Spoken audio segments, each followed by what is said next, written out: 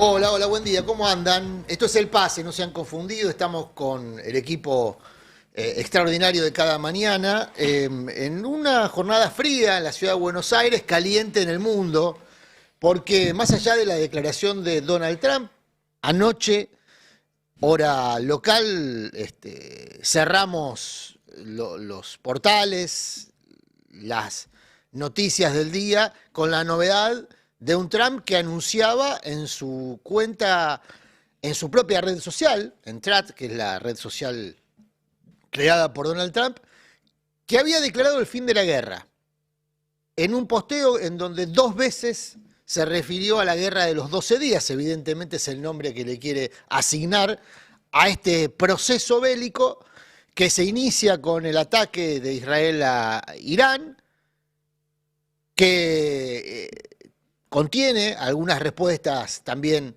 de Irán sobre suelo israelí, con la intervención el fin de semana de Estados Unidos bombardeando bases o aparentemente búnkers donde se estaba enriqueciendo uranio, según difundió Estados Unidos, con fines bélicos. Bueno, ese proceso fue declarado como cerrado por Donald Trump en la madrugada del hemisferio sur.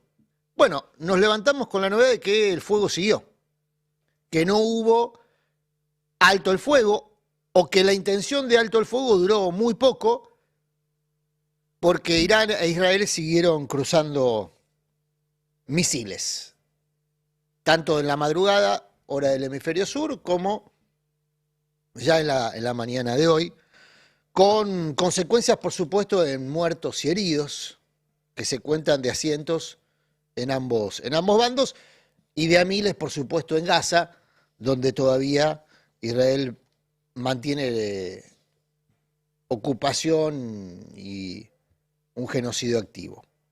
Bueno, esto provocó una reacción de Trump, esta novedad de que su declaración de fin de guerra no fue escuchada, o por lo menos no fue tomada en cuenta o acatada por ambos países, por Israel y por Irán, generó una reacción de Trump que con el tono de los nenes caprichosos se enojó. Dijo, bueno, al final están tan enfrascados en pelearse que no entienden razones. En un tono, insisto, que más de chico caprichoso que de jefe de Estado, y sobre todo del Estado, desde el punto de vista bélico, más poderoso del planeta, que es Estados Unidos. Así están las cosas en el mundo, con una Argentina que, más allá de sus posiciones económicas, de sus posibilidades de infraestructura, incluso de infraestructura militar, en esta contienda ha tomado posición. Y ha tomado una posición de alineamiento. Se alineó con Estados Unidos, se alineó con Israel, lo ha manifestado públicamente el presidente Milei. Y claro, ahora observa, como ya le ha ocurrido otras veces a Milei, observa cómo Trump reprocha a uno de sus aliados, lo critica. Esta situación de alineamiento que lo pone a Milei en tener que elegir eventualmente entre dos amigos que se distancian. Si es que lo de Trump, más allá de un reproche en redes sociales, pasa a otro estadio respecto a Netanyahu y al gobierno israelí. Bueno, son vicisitudes de un gobierno que tiene dificultades para hacer pie en muchos aspectos, no solamente en política exterior. Decía Juan Perón que la verdadera política es la política exterior, que es ahí donde los países obtienen o maximizan sus posibilidades. Bueno, la política exterior de Milei es bastante simple y limitada en términos de opciones. Alineamiento con Estados Unidos, alineamiento con Israel. Eso provee eventualmente una serie de beneficios para el propio Milei y su grupo más cercano, que hace eventualmente algunos negocios muy concretos, negocios de la seguridad, negocios del ciberespionaje, negocios de inteligencia. Hay personajes cada vez más activos en captar los negocios que ofrece el segurismo, la compra de pertrechos de seguridad o pertrechos de defensa. Pero más allá de esos negocios puntuales, no parece haber un beneficio muy atractivo para el país como país, que en definitiva es lo que debiera atender un gobierno, ¿no? Las posibilidades presentes y futuras de un país. Y esto tiene consecuencias naturalmente en el presente, en el bolsillo de millones de argentinos y en las arcas y en el tesoro del propio gobierno. En un rato, aquí en la mesa del pase se van a desplegar más detalles de lo que está pasando con el dólar, de lo que está pasando con las reservas, a tal punto que el propio Banco Mundial y el Fondo Monetario emitieron documentos reprochando la actitud pirómana de Caputo con las reservas y con los dólares, esta multiplicidad de instrumentos para realizar una timba que genera cada vez más desconfianza. Y este es el dato, me parece, más significativo del presente del gobierno de Javier Milei, que es un gobierno que quema confianza y quema dólares al mismo tiempo. Una consecuencia de la otra, probablemente, pero la desconfianza también se verifica en el pie, en la relación con la sociedad. Y eso es muy problemático para un gobierno que está transitando un año electoral, el primer año electoral después de haber asumido. Bueno, vamos a repasar, si les parece, unas placas, una encuesta de Subán Córdoba, donde justamente se hace foco en uno de los aspectos de la confianza que el gobierno le exige a la ciudadanía. El gobierno le exige a la ciudadanía que saque los dólares del colchón y que los ponga al servicio de la timba de Caputo y compañía. Para eso ideó una serie de atractivos, de instrumentos que se supone son estímulos para que las personas desahorren. Las personas que tienen ahorros, que como verán en esta placa, son los menos. El 72%, cuando le preguntaron si tenía dólares en el colchón, dijo que no tiene dólares en el colchón. Con lo cual, el mensaje del gobierno es a un grupo muy limitado de personas. Alrededor del 20, 28%, 27% de la población, si uno asume que los que no saben si tienen dólares en el colchón, en realidad prefieren no admitirlo. Pero es un grupo de población muy pequeño. A ese grupo pequeño de la población le habla el gobierno cuando le pide que saque los dólares del colchón. ¿Y qué le responden cuando reciben esa oferta? Bueno, el 45% de los que tienen dólares en el colchón dice, lo voy a seguir ahorrando, guardando. No los voy a sacar del colchón. Y el 12% apenas dice, los voy a ir a blanquear en el banco gracias a las nuevas medidas económicas. Es decir, que apenas un 12% de ese 20% que dice tener dólares en el colchón estaría dispuesto a seguir las propuestas del gobierno. En este universo, tanto en el 20% que tiene dólares en el colchón, como en ese 12%, hay que asumir que están los votantes núcleo duro de Milei. Que si uno se rigiese por este nivel de confianza que manifiestan en una de las políticas que el gobierno ha presentado como vitales para este segundo semestre, la posibilidad de que haya una dolarización endógena con el uso de dólares atesorados. Bueno, si uno se rige por estas placas, el gobierno no genera confianza ni siquiera en los propios. Tampoco genera confianza en aquellos que están ganando buen dinero, con la timba.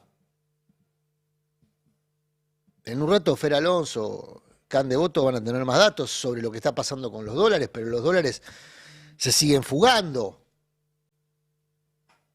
El riesgo país sigue creciendo.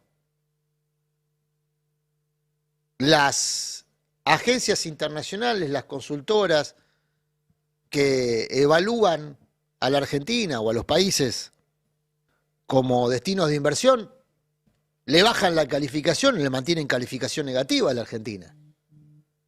Y se supone que gobierna un paladín del neoliberalismo, de la economía de libre mercado, justo al paladar de quienes elaboran ese tipo de informes. Bueno, decía, esta circunstancia de confianza o de desconfianza y de quema de dólares ocurre en el momento en el que el gobierno se muestra incluso más periférico en la agenda. La condena a Cristina, cierta vitalización del peronismo, veremos si esa vitalización, es decir, que muestre signos vitales, deriva en una revitalización. La discusión interna del peronismo sigue muy intensa, con convocatorias a reuniones que lo que buscan es morigerar, por lo menos en público, el cruce de acusaciones y de dardos. Pero es cierto que el peronismo o el campo popular, el panperonismo, volvió a ocupar la centralidad de la agenda, como suele ocurrir en la política argentina desde hace más de medio siglo, que en general los gobiernos incluso se han constituido por oposición al peronismo cuando resultaron electos justamente por esa condición, por ser antiperonistas, por tomar como referencia el periodo democrático. Incluso las dictaduras se conformaron desde el antiperonismo.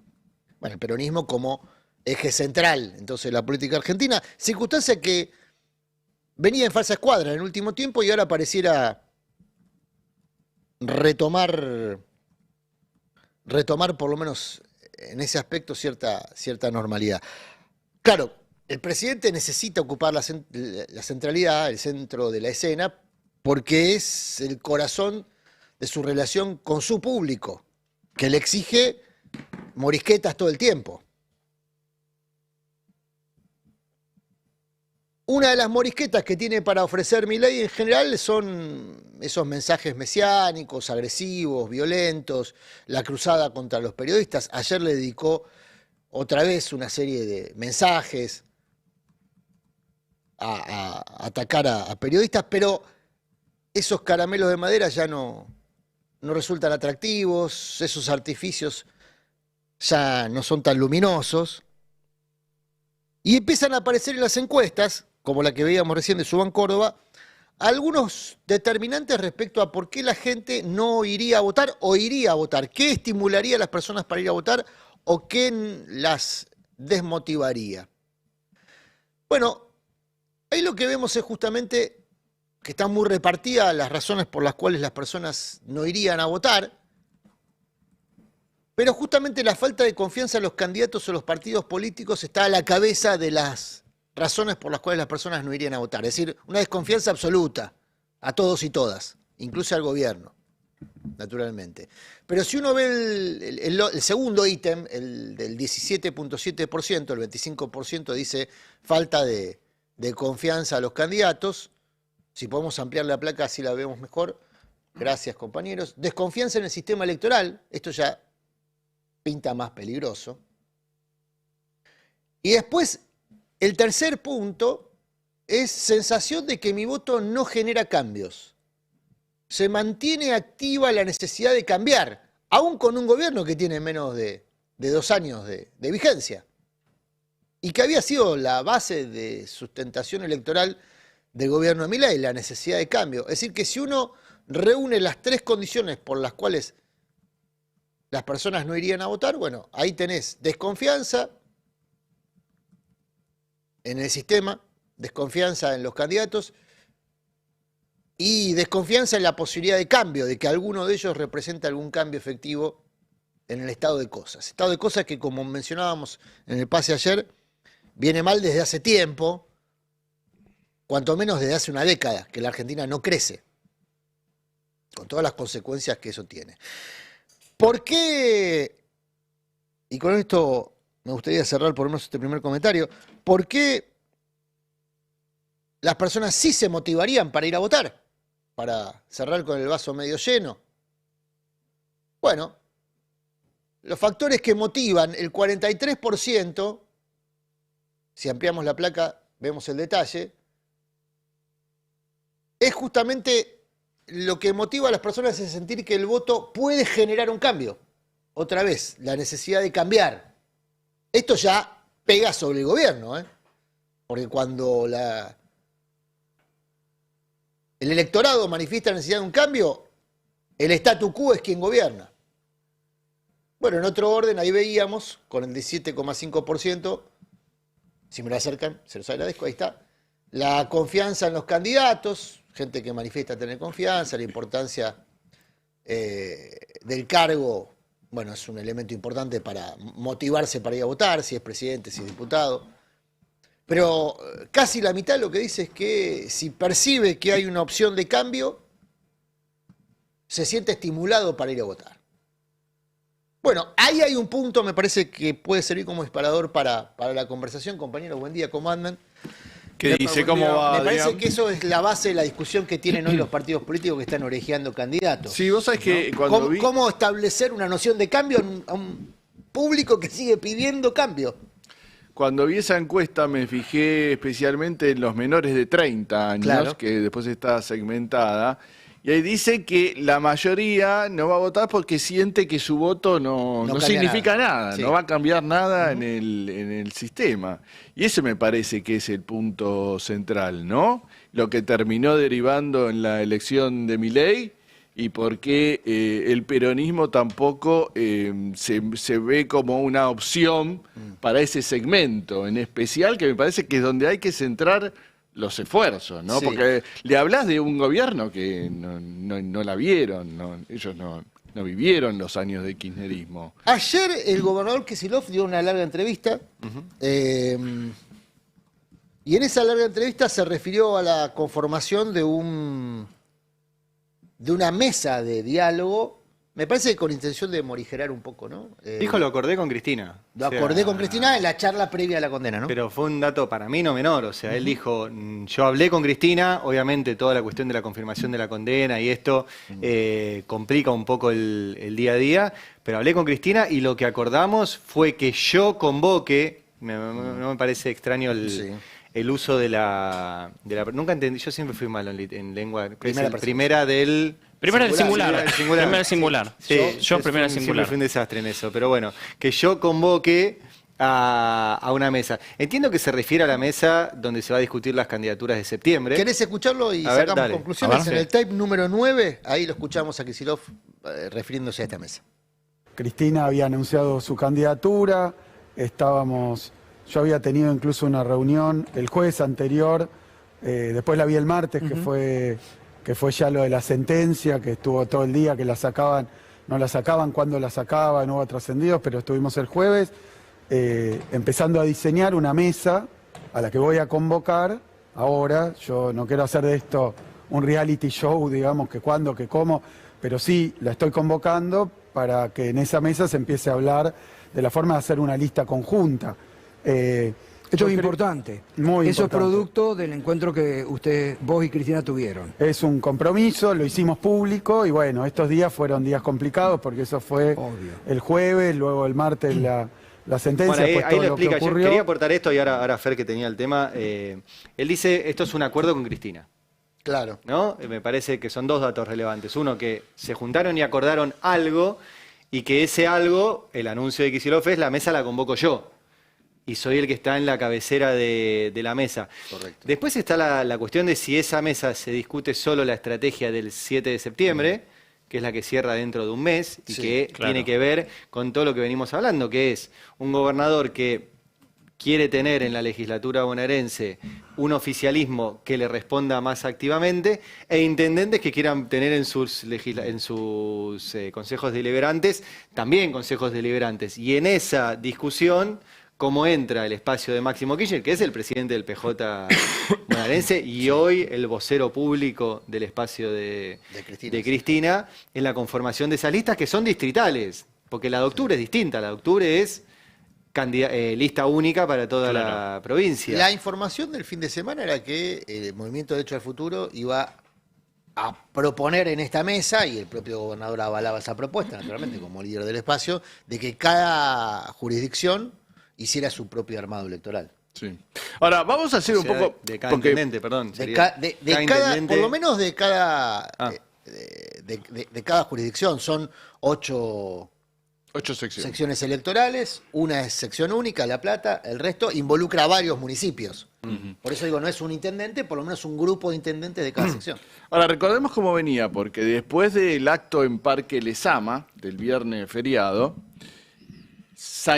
trascendió que se había convocado a una reunión para hoy martes en la sede del PJ Nacional, que eran Máximo Kirchner y Sergio Massa, quienes habían acordado esta reunión donde se iba a convocar a los otros partidos de Unión por la Patria, esto es Patria Grande, Juan Grabois, el partido de Martín Sabatella, el partido de Carlos Heller, para terminar de conformar la alianza electoral que se iba a inscribir en la provincia de Buenos Aires. Sí. Incluso habían designado que Facundo, no iban a estar Máximo y Massa, sino iban a ser Facundo Tignanelli y Rubén Slayman como sus delegados, quienes se iban a encargar de estas reuniones y de sellar la arquitectura electoral del peronismo en la provincia de Buenos Aires.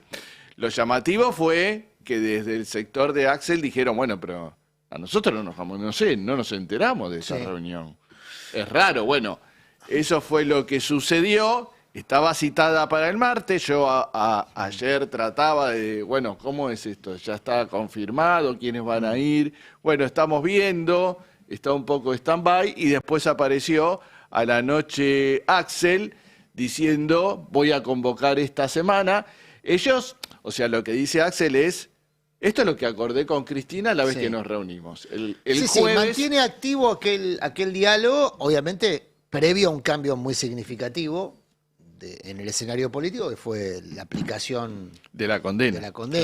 Claro, eso es lo que decían desde el sector de Máximo, decían, bueno, eso cambió el Lo dijo Florencia Cariñano, por ejemplo, que fue funcionaria, estaba en Migraciones, Florencia Cariñano. Sí, directora nacional de Migraciones. Directora nacional de Migraciones, y es una dirigente con mucha historia en Santa Fe, y dijo nítidamente, cambió todo, lo dijo Facundo Tignanelli, la mano derecha en el armado político bonaerense de Máximo.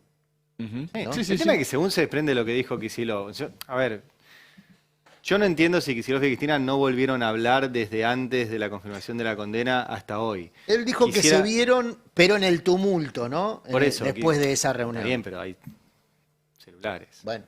Hay teléfonos. Cristina tiene teléfono. Hay gente que desconfía en las comunicaciones digitales. Y Kicillof también, qué sé yo. No, porque si no volvemos a aquel momento del Frente de Todos en el cual había un acuerdo de un frente electoral sin un acuerdo después de cómo se hacían las cosas. Kicillof ayer, por lo menos lo que yo escuché, dio a entender de que esto es lo acordado con Cristina. Sí. Tener un acuerdo con Cristina es lo mismo que tenerlo con Máximo. Vamos a escucharlo, ¿no? en el tape número 10, Dale. Si les parece, y creo que avanza a responder alguna de las preguntas que nos estábamos haciendo.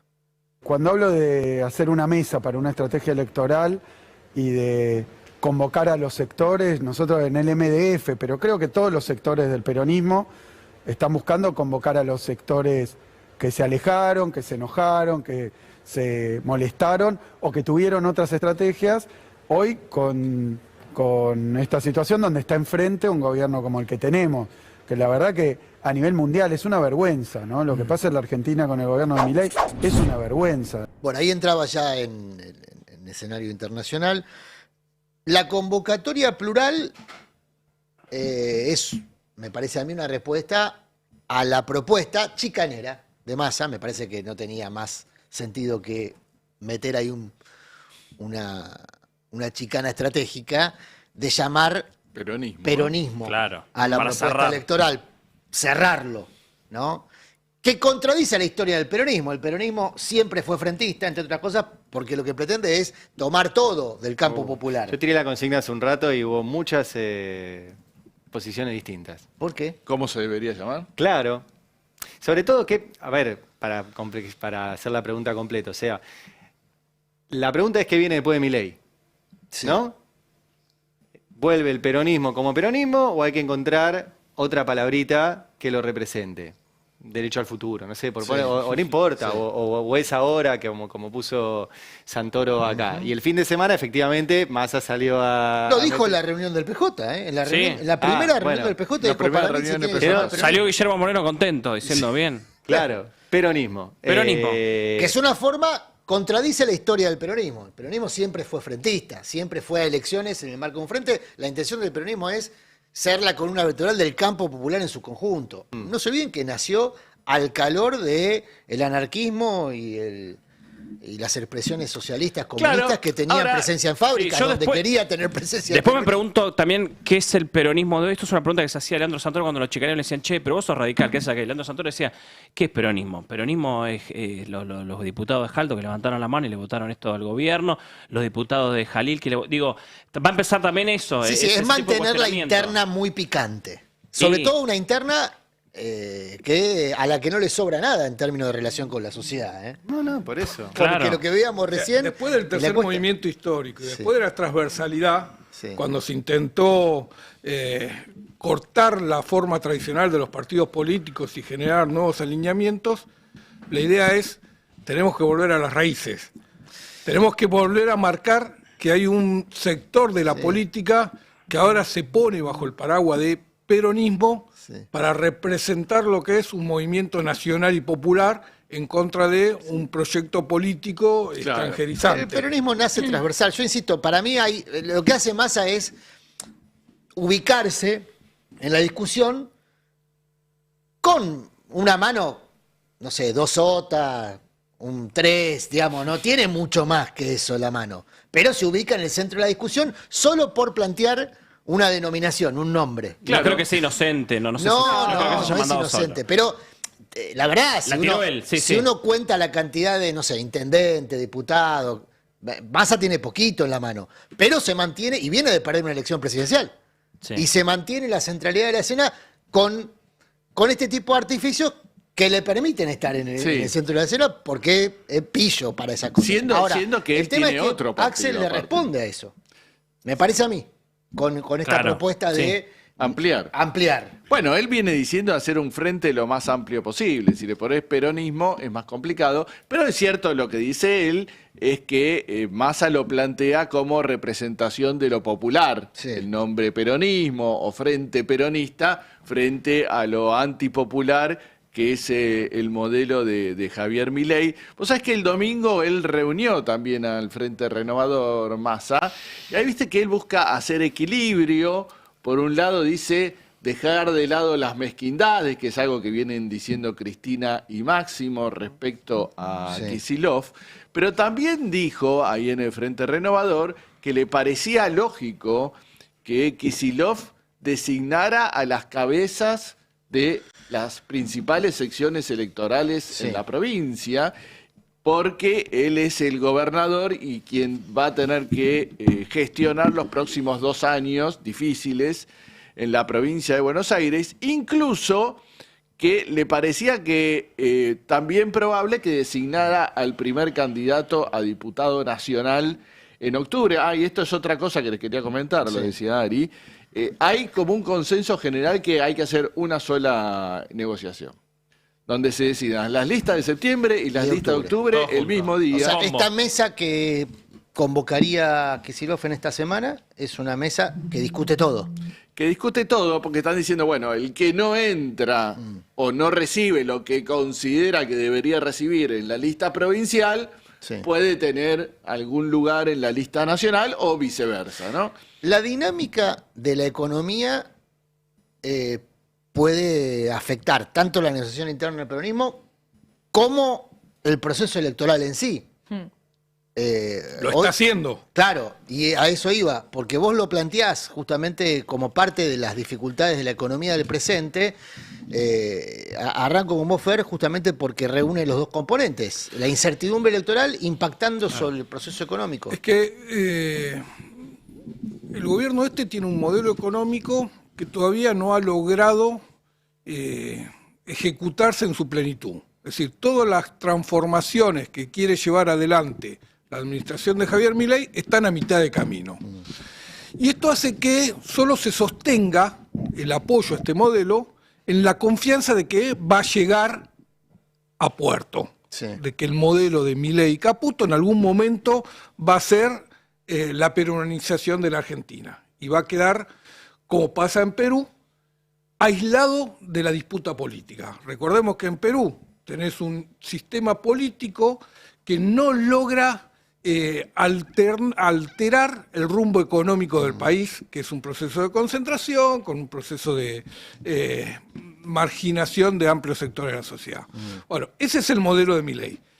Los mercados apuestan a que en algún momento Argentina se va a parecer a Perú, pero todavía no lo es. Y por lo tanto, lo único que sostiene el apoyo es la confianza en que van a llegar. Y esa confianza empieza a resquebrajarse, en parte y contradictoriamente por la detención de Cristina. Había un sector... A ver, pará, si yo escucho a Feynman o a Laborda, que es el especialista en economía que está con Feynman, el problema del riesgo país es la prisión de Cristina, que por alguna razón esotérica, en lugar de generar la confianza, se supone que eso iba a generar, por la imposibilidad de volver a ser candidata, lo que genera ahora, lo que vos decís es desconfianza en el sistema. Lo que está en el generando sistema es político. la idea de que el peronismo ahora tiene un motivo muy importante para unificarse. Todo este debate que están planteando. En la Casa Rosada el último mes decían, la verdad que nos hace mal el tema de Cristina presa, lo único que nos beneficia es que puede llegar a bajar el riesgo país. Bueno, No la vieron. no les resultó. No marchó con el les plan, resultó. Hoy se va a conocer una noticia que para los mercados tiene algún significado, que es si el próximo año Argentina va a salir de lo que se considera un mercado independiente, un mercado aislado, un mercado cerrado, y pasa a integrarse al sistema financiero internacional como mercado de frontera o, como algunos todavía pretenden, un paso más como mercado emergente. Lo cierto es que la decisión importante se tomó la semana pasada, Sí. cuando ya no se le dio para este año. Ahora lo que van a hacer es decir, lo vamos a poner en la lista de revisión para el próximo año. Pero había muchos fondos de inversión que habían comprado en forma anticipada esta decisión, pensando que la entidad, que no deja de ser el banco Stanley Morgan, iba a mejorar la calificación este año, entonces iba a explotar el valor de los activos argentinos y ellos ya estaban posicionados. Bueno, todos los que apostaron a que este año iba a mejorar, ahora están vendiendo porque ya no sucedió. Y eso está potenciando toda la caída. Pero cuando vos vas y hablas con los que están tomando decisiones detrás de los que operan, una cosa son los que operan, otra cosa son los que toman la decisión. Te dice, sí, es cierto, nos perdimos esta oportunidad, pasó, no se dio. Pero, ¿cómo va a jugar el peronismo? ¿Cómo va a ser la estrategia electoral del oficialismo? ¿Qué poder va a tener Milei después de las elecciones No termino para avanzar? es muy difícil entender cómo piensa el mercado en términos políticos porque son muy volátiles, ¿no? en sus ideas políticas. Pero no termino de entender si lo que le preocupa es que el peronismo pueda volver a ser una opción electoral potente. Totalmente. Bueno, ahora, si uno se remite a la historia reciente, con el peronismo cobraron las deudas, hicieron buena No es tan plata. profundo el análisis del mercado. Hay que dejar de creer que en el Es mercado irracional. hacen un análisis, Es un análisis de cada irracional. caso Pero en vos particular. estás- El mercado lee cables, o sea, ni siquiera lee notas de diarios, lee cables de cableras de medios especializados en finanzas, donde es muy claro, cualquier cosa que parezca ido de la ortodoxia es Sí. zurdo, comunista y malo. Pero y es un lugar necesi- donde se y no peligran neces- mis ganancias.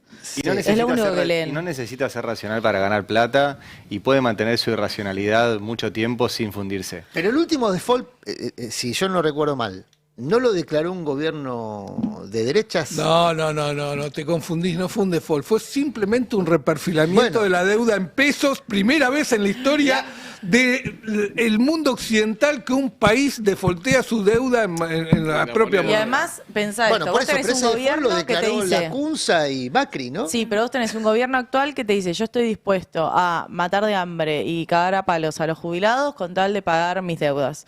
Y enfrente tenés una oposición que sabe que una de las cosas que va a tener que discutir es la deuda. Sí. Y con ello el repago de esa deuda y las condiciones y demás. Correcto. Entonces, obviamente que eso los inquieta.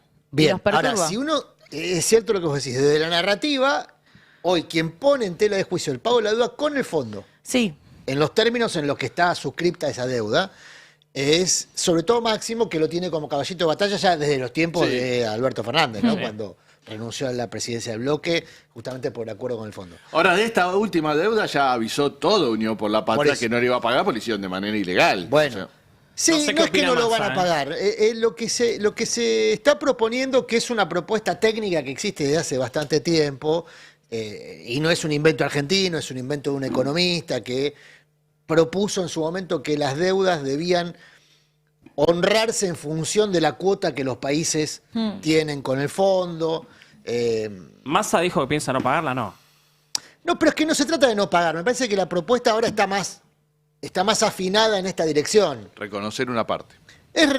No desconocerla, sino decir, bueno, vamos a reconocer hasta los términos de la cuota, de la participación que tiene Argentina con el fondo.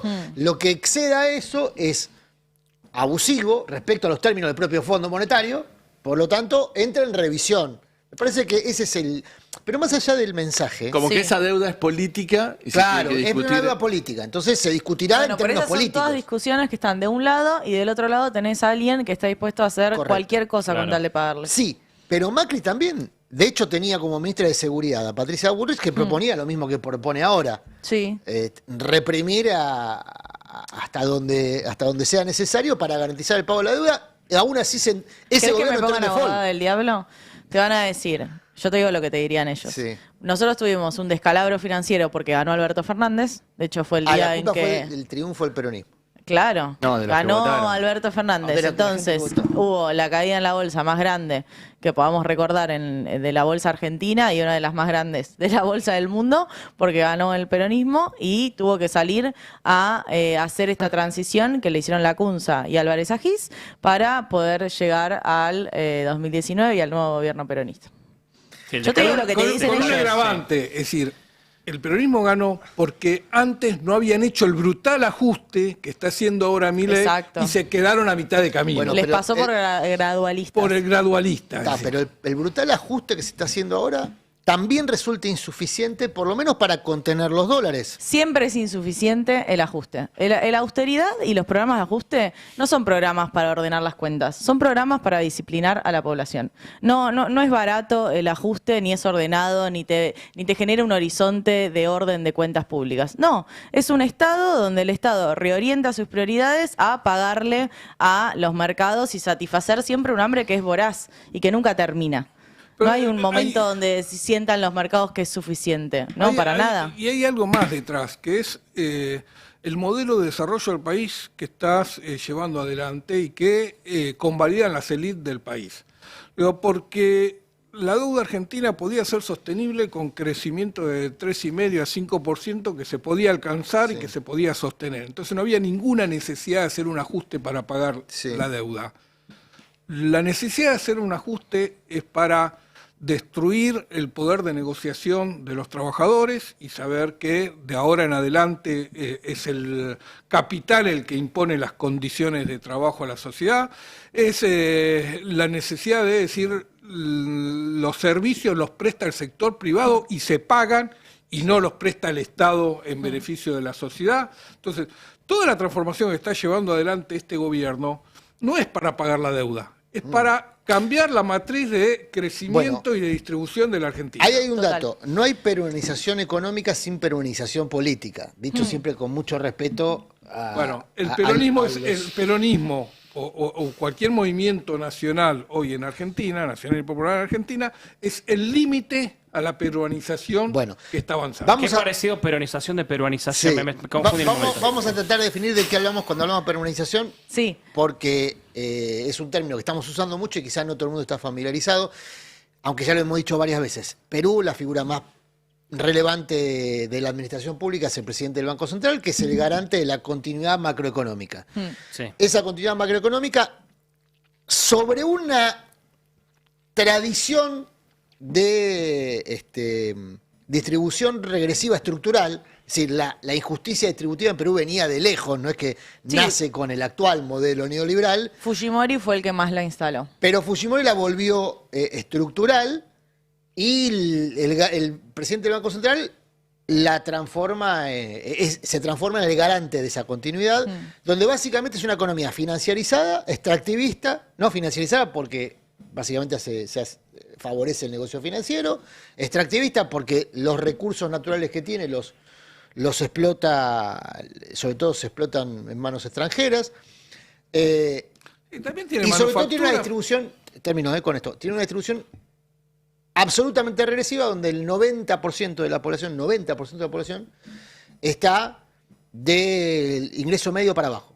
El 70% es informal. O sea, el 70% 70% de la informal, pero economía el modelo no es ese. existe en la formalidad. Ese es el modelo. Subsiste. Que vos, Es todo, que vos no- es que la estás vos- informalidad, vos estás no hay fuera derecho de la laboral. formalidad. Por eso, son los Subsiste. juegos del hambre, para plantearlo en términos cinematográficos, los juegos del hambre hecho país. Sí. Porque incluso tiene un desarrollo industrial, pero sustentado en salarios de hambre. Es decir, No, tener no, un trabajo sin duda. en Perú, incluso en los sectores industriales, en las producciones textiles, que es muy importante, no te garantiza tener un mejor acceso a un nivel de vida. Bueno, ahora, No, y es un poco lo que ya estamos viendo en Argentina, A porque ver, nosotros dale. hablamos de peruanización como si fuese un proyecto distópico, y en realidad ya está pasando. Uno ve los números de actividad económica que salieron ayer, y vos ves que el consumo privado está en niveles históricos. Bueno, haces doble clic en ese consumo y ves que los supermercados siguen estancados, que la venta de alimentos sigue estancada, pero que la venta de bienes durables, de electrodomésticos, de viajes al exterior y todo lo que hace a los grandes consumos, bueno, termina de más que compensar la caída de los sectores mayoritarios. Entonces es un problema, porque nosotros vemos un indicador general que uno diría, sí, que bien, y de hecho el gobierno lo festeja. Ahora, cuando haces doble clic en eso, lo que te muestra es esa mayor desigualdad, que es la que estamos viviendo en nuestro día a día y que tiene que ver con Perú y con el resto de Latinoamérica. ahora, quien tiene una idea maniquea de la política exterior, de la política internacional, dice, bueno, Perú está alineado a los intereses de Estados Unidos, por incluso tradición política. Sin embargo, de hecho, Perú fue uno de los países donde Estados Unidos aplicó el lawfare de manera más severa. Creo que fueron 3, 4 presidentes y expresidentes los Sí, acusados. sí. Uno de esos se terminó matando, de hecho. ¿Sí? Me parece Sí, que sí. Alan García. Alan García. Yo creo que los Alan expresidentes García de se Perú suicidó cuando lo están fueron a detener. presos o Cuando están iban a- muertos. O sea, es así. Si uno ve los presidentes para Por atrás, eso. una de dos. Pero el lawfare se aplicó en Perú con mucho rigor, Sí, pero la macro les da bárbaro. pero las macro le da bárbaro. Impresionante. Ahora, la aplicación del lawfare terminó de detonar la relación de la población con la política. No importa quién gobierne Perú, dura poco, Pero vos ahí preso, tenés, Castillo. ahí tenés un dato que es muy interesante. Ahora hay un gobierno que se suponía de transición, está ahí instalado. Estados Unidos dominó políticamente a Perú, pero fue China Bueno, por la eso, que aprovechó. a eso voy. La mayor inversión que se hizo en Perú en este tiempo fue el puerto más relevante de América Latina y la hizo China. Es decir que en Porque ese sentido... Porque producen comida, entre otras cosas.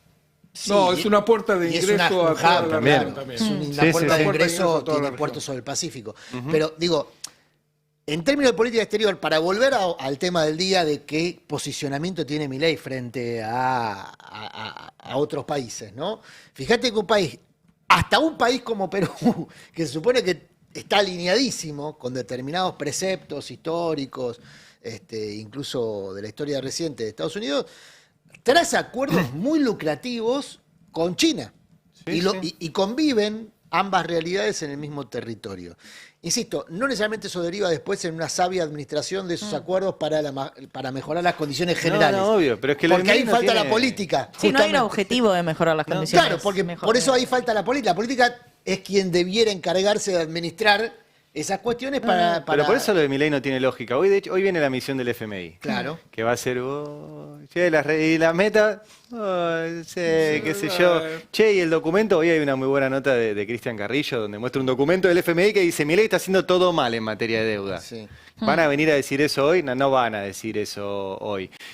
¿Van a decir que Milei no está acumulando reservas como prometió que iba a acumular? No van a decir eso hoy. Van a decir que se están endeudando por fuera de lo que acordaron y están cometiendo todas las tropelías de endeudamiento que no se tienen que hacer, no van a decir eso hoy. ¿Por qué? Bueno, porque están en una misma, volviendo al tema electoral, el peronismo está viendo si se reúnen en una mesa, el FMI está viendo si el gobierno logra ganar las elecciones en octubre. Ahora, en el medio nos han acumulado una deuda que encima mienten, eso lo tiene mucho más fino Fer, pero que dicen que no existe, ¿no? Que dicen, bueno, la deuda con el FMI en realidad cubrió otra deuda y hacer un pase contable por el cual toda esa magia no existe y van a estar todos mirando para otro lado. También hay una pregunta del peronismo, para no peruanizarnos, que es, ¿qué propuesta tiene el peronismo frente a esto? Exacto. O sea, porque esto en algún momento va a reventar. Sí o sí. ¿Qué propuesta tiene el peronismo frente al FMI? Una es, por izquierda, no se reconoce la deuda.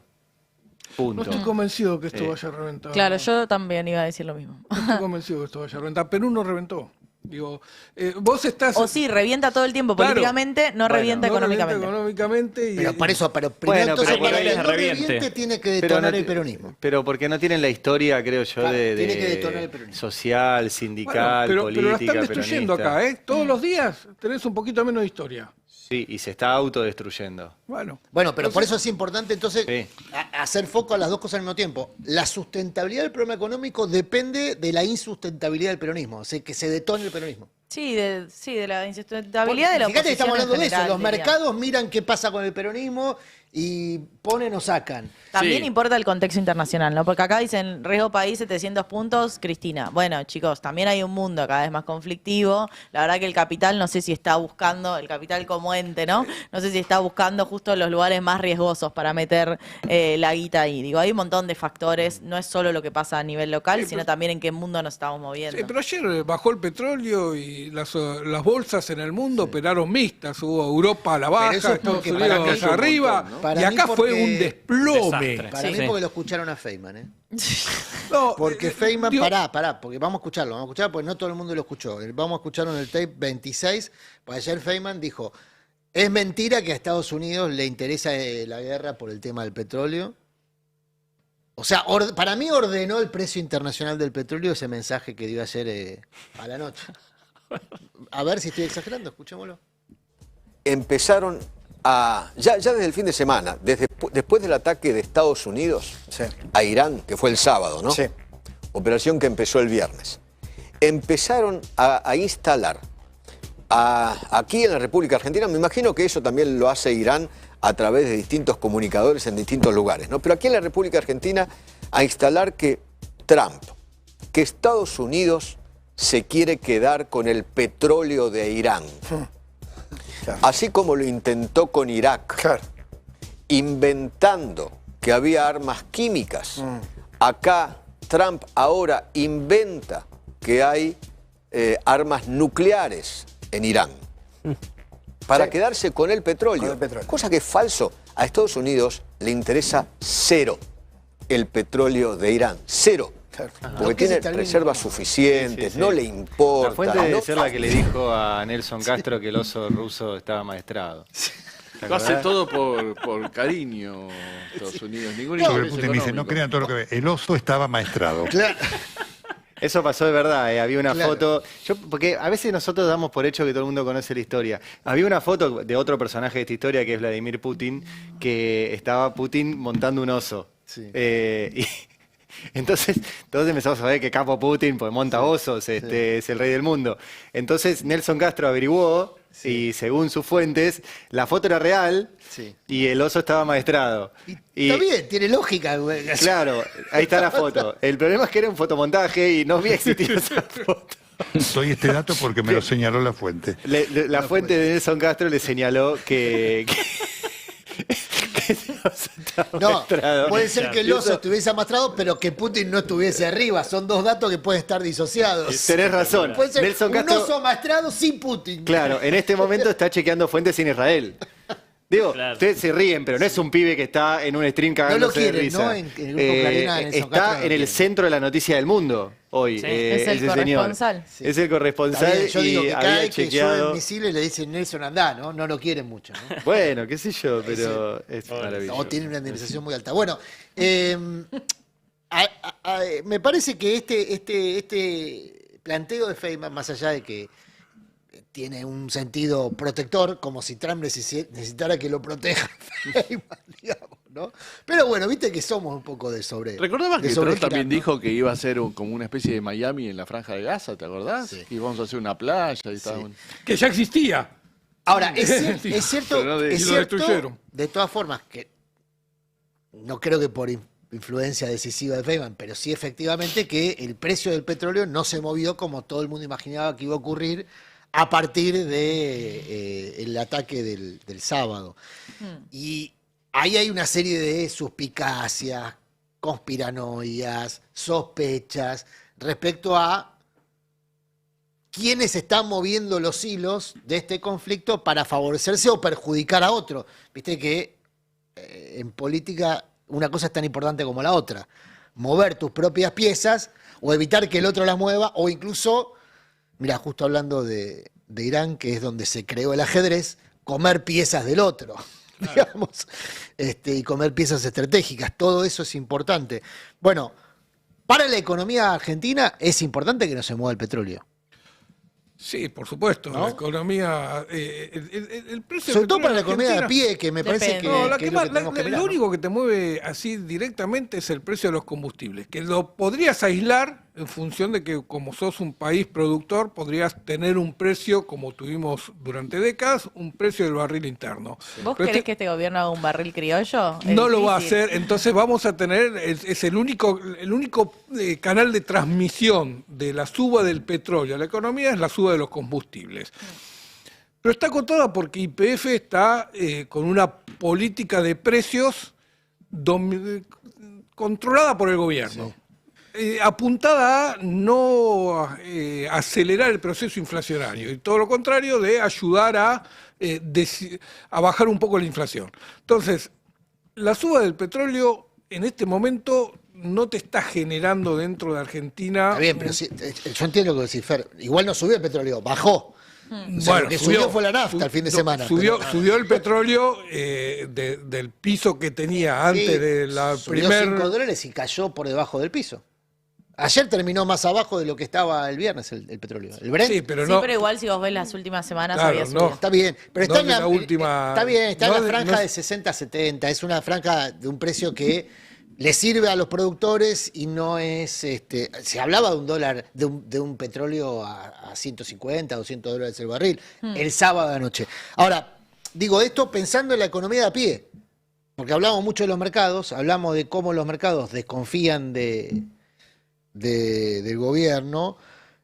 El tema es que también esa desconfianza, iba a decir desconfianza de los consumidores o de los emprendedores, pero no es desconfianza, es imposibilidad en muchos casos, ¿no? Consumidores que, por ejemplo, están declarando que van a usar el aguinaldo, los que lo cobran, los que lo reciben, 45-50% de los trabajadores, para llegar a fin de mes. Para llegar a fin de mes. O sea, van a usar un dinero extra para pagar deuda o para llegar a fin de mes.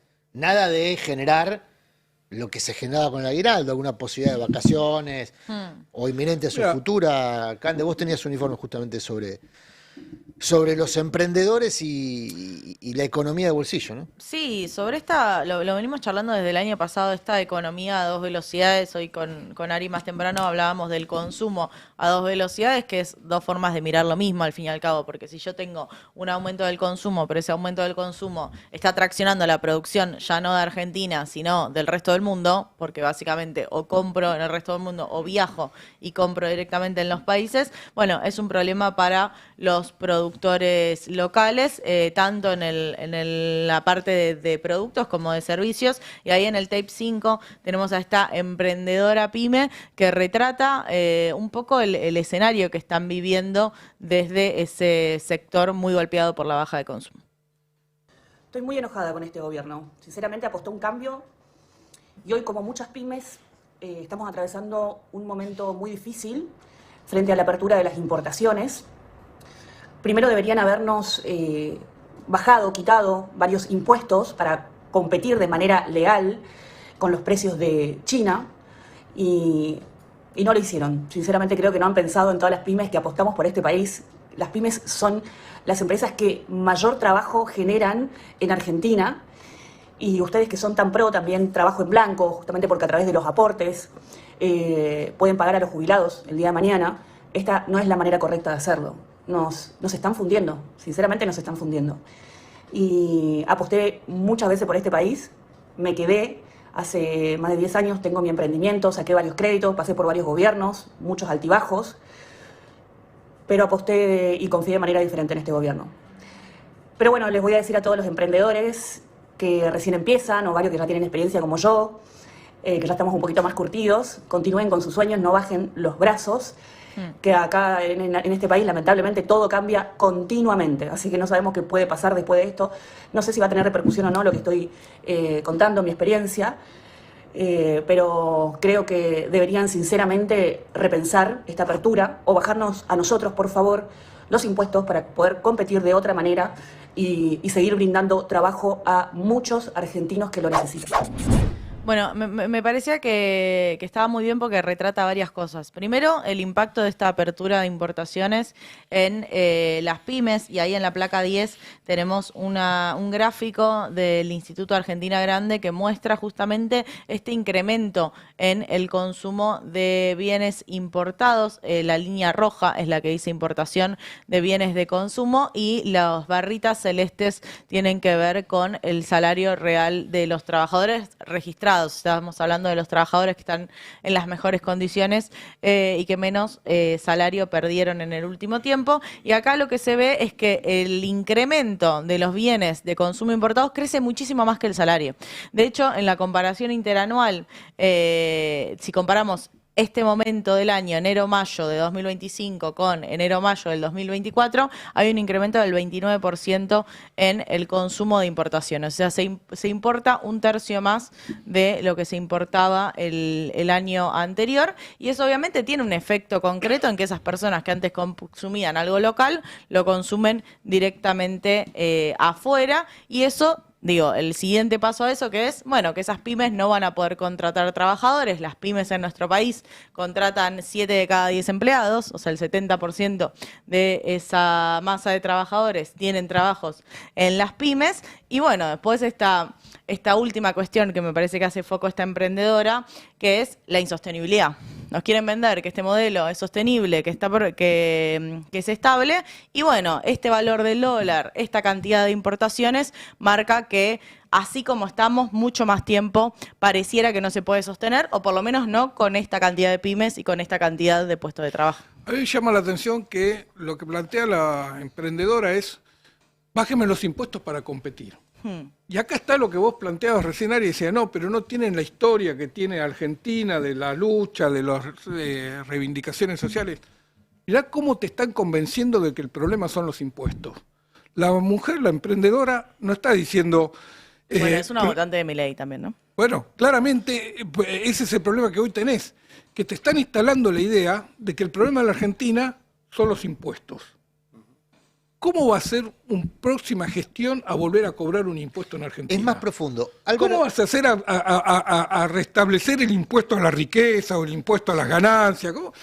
Es decir, cuando la próxima administración, si cambia de signo político, quiere recuperar un Estado prestador de servicios y necesite financiarlo, no le tiene que cobrar impuestos a esta emprendedora, le tiene que cobrar impuestos a los más ricos, como fue el aporte a las grandes fortunas. Yo le haría dos pero cosas. no vas a poder hacerlo. Primero cambiar la... ¿Por qué no? Porque vas a tener demonizado la política. Claro. La política cultural al que No, va está bien, Milei. pero para mí es por donde iba acá de decir, bueno, tiene que haber otra forma de distribuir la carga impositiva y después que se note en que la usás.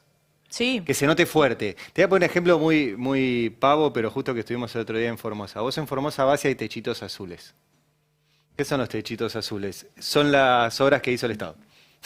Entonces, vos caminás y hay un montón de cosas con techo azul, con el azul peronista, el azul ahora que estábamos hablando de peronismo. Azul peronista.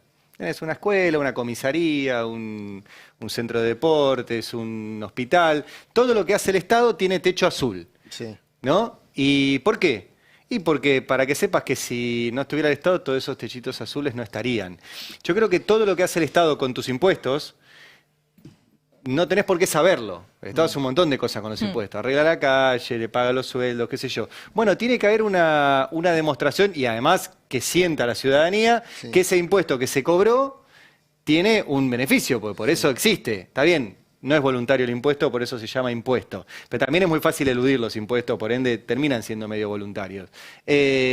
Tiene que existir El en el próximo 50% de gobierno. la recaudación de impuestos en Argentina no es voluntaria. Te lo cobran. Te lo Hay cobran una en parte que te la cobran, etc. El IVA te lo cobran, qué sé yo, No. pero para los empresarios no es tan... Eso tenés un contador creativo, qué sé yo, podés buscarle la vuelta. Lo que digo es que tenés que entender que eso tenés que ver que eso te sirve. Yo creo que eso es un desafío para un próximo gobierno.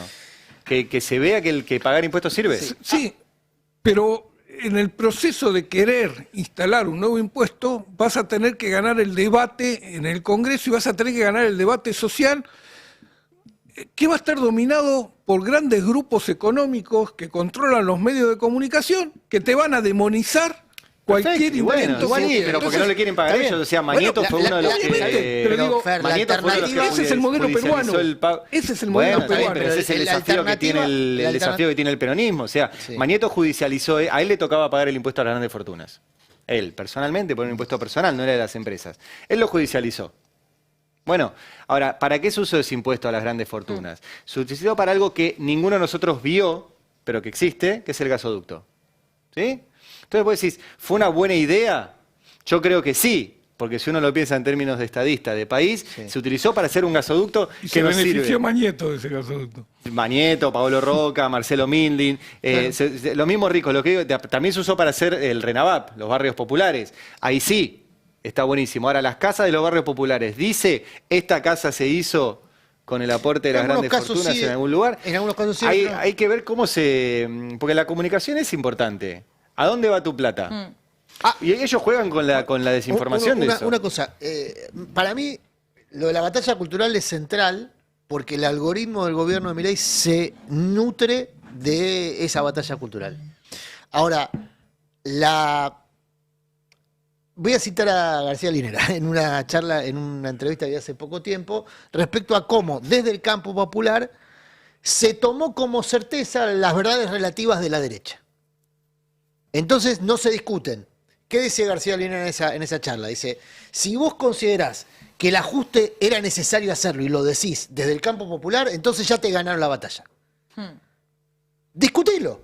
¿Por qué era necesario hacer el No ajuste? era necesario. No era necesario. De ninguna Bueno, pero pará, desde el campo popular se dijo durante toda la campaña que era necesario hacerlo. La campaña de Massa no discutía la idea de que era necesario hacer el ajuste, sino que prometía hacerlo con mayor humanidad. Claro. Y hoy hay personas que te dicen desde el peronismo, no, había que hacer determinadas cosas, no con la brutalidad que lo hace Milei. ¿Por qué? Si se pueden hacer otras cosas y tener mejores resultados. Se supone que eso es lo que te distingue, no seguir el sentido del viento, pero con moderación, digamos. Claro. Lo que plantea García Linera en esa provocación, me parece que es interesante para el campo popular en Argentina, es, che, se supone que vos sos distinto, no sos lo mismo, pero con otro olor. Digamos, sos distinto. Porque si no, ahí sí te ganaron la batalla cultural y entonces no hay alternativa. Y si no hay alternativa, se ve lo que se está viendo en las encuestas y en el comportamiento electoral. No hay alternativa electoral, no hay voluntad de participar de las elecciones y empiezas a cuestionar el sistema. Fíjate que Claro. muchos cuestionaban el sistema. Tengo tres Digamos, placas. Mira, a mí hay una frase que me dijo uno de los principales operadores políticos de Javier Milei en la Casa Rosada que me quedó picando y tiene que ver con esto, que me dijo, nosotros no sé si vamos a lograr algo con esto, no sé a dónde vamos a llegar con esto, pero nosotros logramos algo muy importante y que va a quedar para siempre, que es que el barco está yendo para un lado y nosotros lo torcimos para todo el lado contrario y ahora no hay manera de darlo vuelta para el otro lado. eso Pero es lo que sí- pretende el gobierno. Eso Eso es es lo lo que que cree. pretende el gobierno, esto es lo que cree y pretende el gobierno. Nosotros ya le cambiamos el sentido al barco, lo dirigimos para este lado y el barco está yendo para allá y ya está. Y cualquier gobierno que venga le va a costar mucho volver a cambiar el barco para esto es lo que cree y lo que dice que hizo y está haciendo el gobierno. ¿Qué tiene que ver con esto? Bueno, el nuevo gobierno que venga, que va a ser diferente, o se espera que sea diferente a este gobierno, va a tener que hacer eso, va a tener que volver, porque realmente, como bien decía Fer, el tema es la batalla cultural y lo que uno está pensando ahora. ¿Qué se hace con los impuestos? Si hay que pagarlos, si no. Hoy el barco está por un lado. Sí. Hay que cambiarlo. No es solo la batalla cultural, sino que es la batalla cultural con un programa económico detrás. El programa económico de Milei es clarísimo y es la peruanización. Claro. Bueno, ¿cuál es nuestro programa económico? Y en base a eso hace una batalla cultural. Yo creo que cuando termine este gobierno va a haber mucha gente que se va a dar cuenta de que fue un gobierno para los ricos.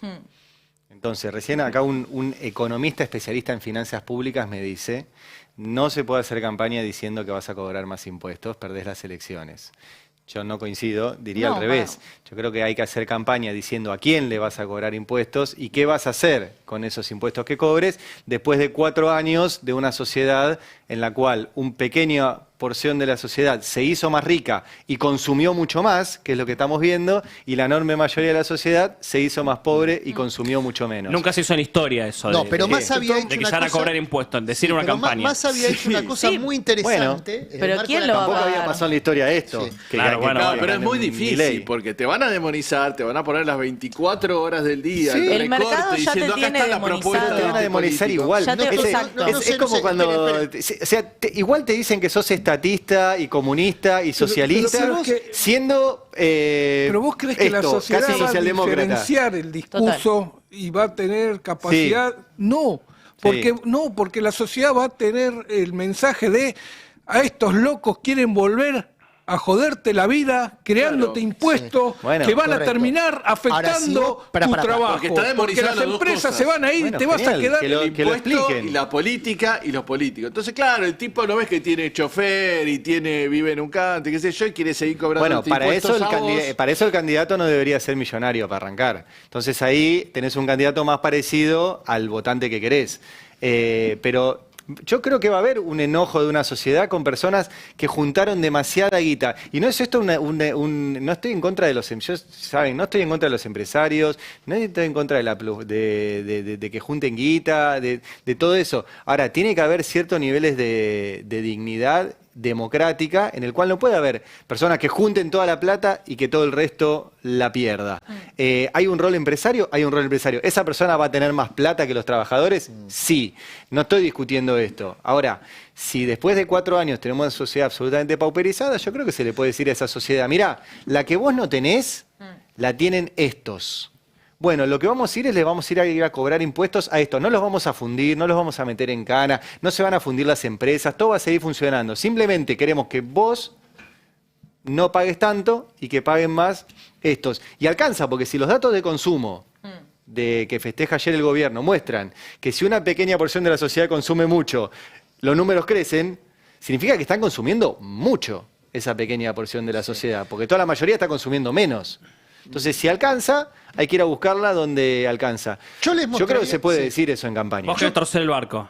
Yo les mostraría este gráfico. Quiero de ver a la una CELAC. sociedad un poquito más yo en campaña justa. mandaría a hacer filminas. ¿Te acordás?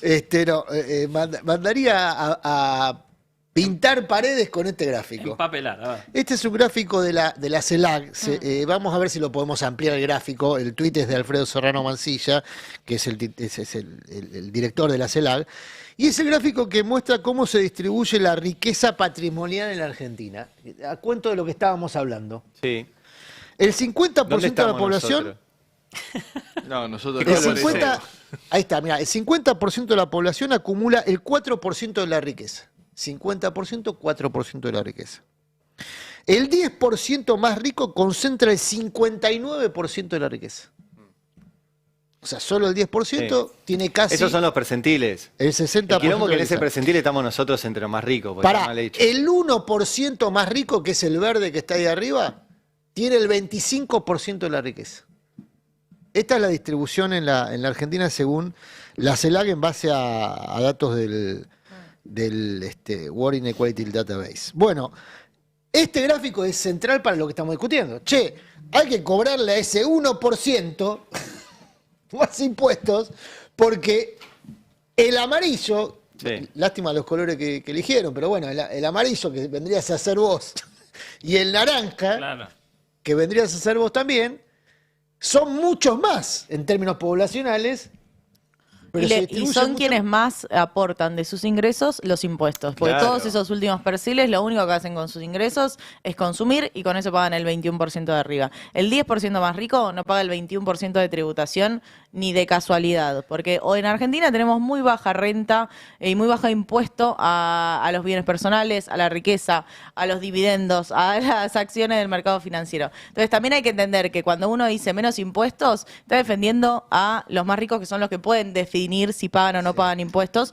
y no lo que pagamos nosotros en el Y supermercado. además no hay que cobrar impuestos al ingreso, hay que cobrar impuestos a la riqueza, al Sí. patrimonio, que es una discusión que no la da Cuba, no la da la OCDE. O sea, acá Pablo Roca no cobra un sueldo, no le podemos cobrar impuestos a las ganancias. Pablo Roca tiene patrimonio, tiene Ahora, te riqueza van a- y lo que hay que ir a buscar es ahí, Sí. no expropiarle todo, no vamos a agarrar a Pablo Roca y lo vamos a llevar a Cavia, a Comodoro Pi y quedarnos con todo su patrimonio, nada de eso, simplemente una sociedad un poquito más justa, que no puedas tener la guita en guaridas fiscales, que tengan que tener las cosas a su nombre, que la FIP labure en serio y se fije ahí dónde puede ir a buscar y después que rinda, porque ese es el otro problema, o sea, cuando hablamos de qué tiene que hacer el gobierno peronista o nacional y popular, como quieran en gobierno, lo tiene que hacer rendir después. O sea, después tiene que gobernar bien, que ese es el otro capítulo, que no solo en la experiencia, la última experiencia fue pésima, Claro, excepto bueno. en la gestión de la pandemia. A propósito de esto, me estaba acordando del discurso de Cristina del famoso 9 de diciembre del 2015, que te acordás que dijo, va a ser muy incómodo el que venga a gobernar después de nosotros, porque dejamos un nivel de vida importante que la gente va a reaccionar cuando vaya perdiendo ese nivel de vida. Bueno, hizo falta 2 gobiernos malos, ¿no? Para que ese nivel de vida... Pero un gobierno malo fue peronista y con Cristina en el gobierno. Sí, sí, el gobierno de Entonces, hay Macri un recuerdo destruyó ahí. 20 puntos por el- Pará, termino con esto. Este gráfico yo lo mandaría a pintar paredes en vez de identificando supuestos traidores, viste que ahora es esa, ¿no? Mandan a pintar paredes identificando supuestos traidores. Yo pintaría este gráfico y pintaría O podemos ponerlo... la separata de Massa.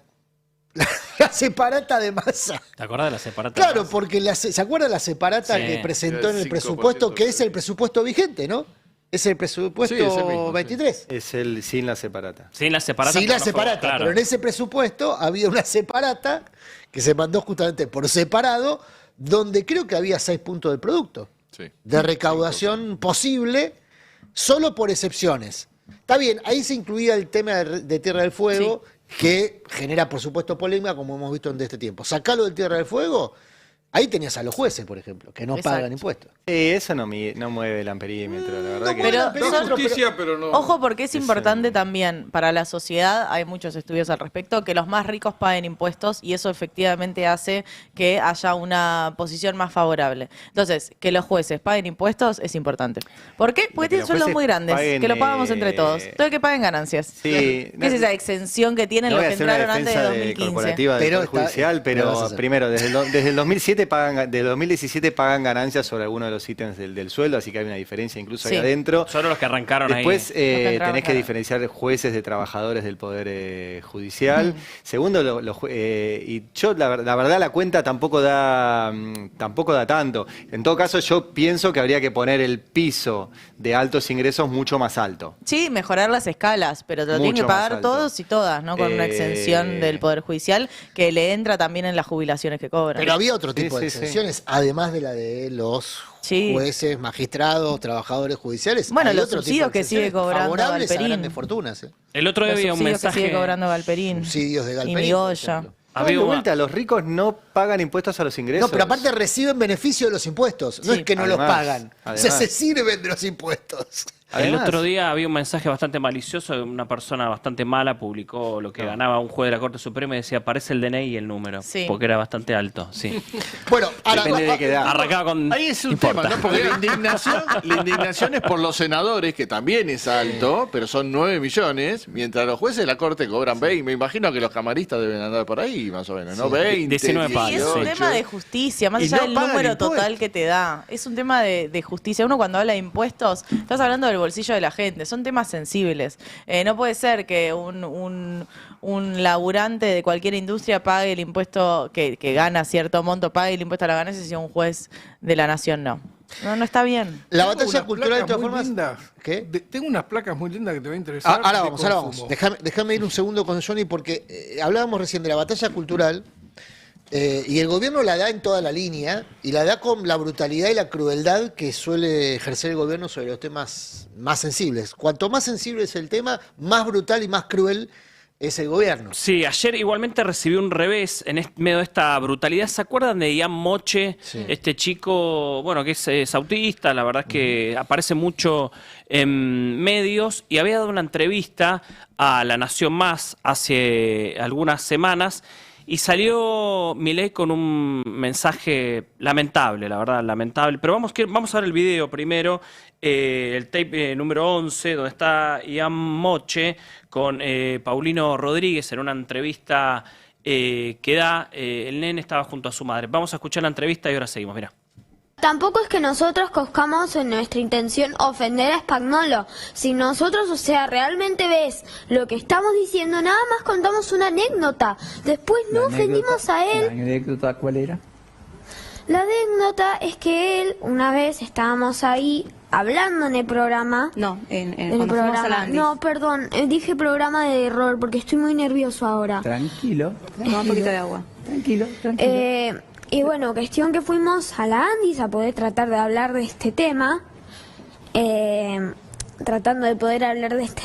porque la verdad es que queríamos ir con el objetivo de hablar sobre este tema de las pensiones, de toda la crisis que desde hacía rato que hay en discapacidad, solamente que recién ahora, como empezó a colapsarse todo el sistema, empezó a ocurrir y cuestión que yo me sentí bastante negado.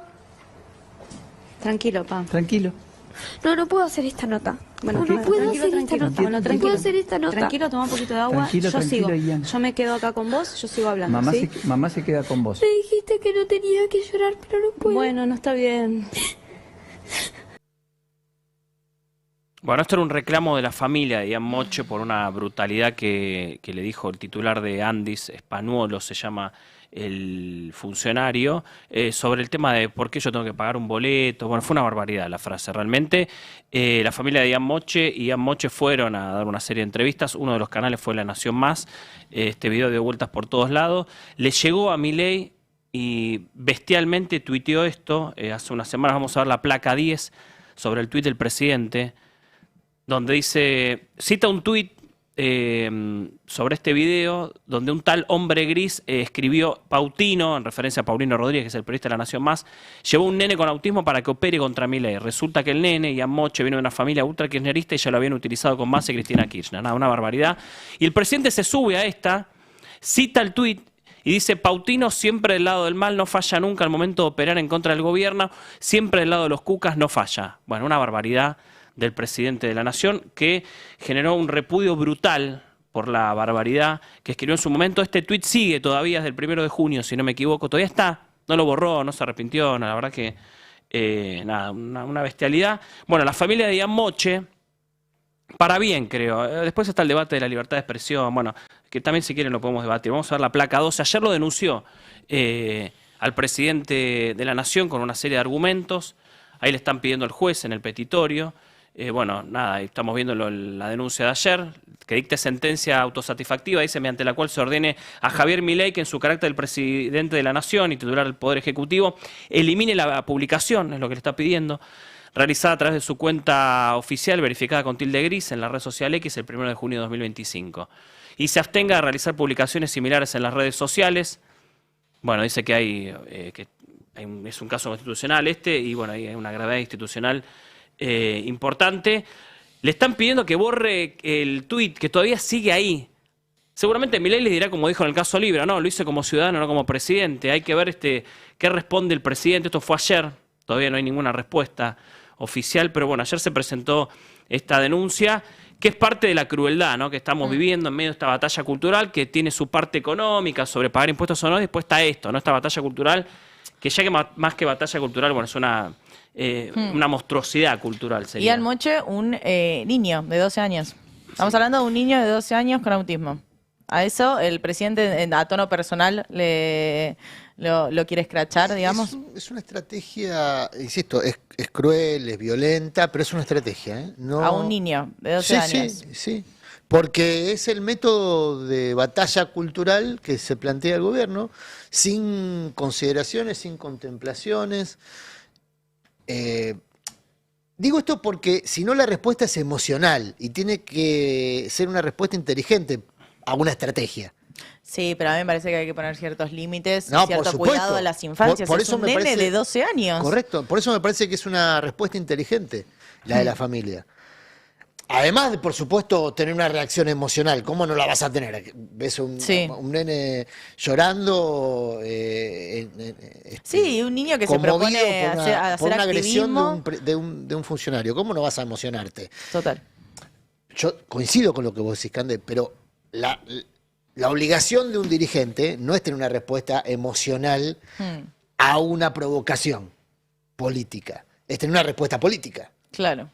¿No? Me parece a mí, ¿eh? Y no digo que la familia de Amoye tenga que tener una respuesta política, pero me parece que fue mucho más, uno lo inteligente que la descoloca. respuesta que puede dar hoy la dirigencia política. Este tipo de cuestiones a uno lo descoloca. Yo no puedo ver películas donde hay pibes sufriendo. No, es terrible. En serio, ¿eh? Sí, es O terrible, sea, es terrible. Tengo una respuesta emocional automática ante un pibe sufriendo, Porque incluso aparte es en como la ficción. inesperado. Me acuerdo en su momento cuando salió el Twitter, era como no puede ser eso. Porque aparte estamos hablando de un presidente que se queja a ver si un periodista dice un dato o miente o es una persona que exagera ese tipo de cosas y después lo ves haciendo esta barbaridad. O sea, Sí, hay y una aún- vara que no es inentendible. A mí me molestó mucho porque es un nene de 12 años que hace activismo para visibilizar el autismo y por ende se junta con cualquiera que le abra la puerta y lo salen a escrachar o a carpetear a un niño de 12 años que hace activismo para visibilizar el autismo.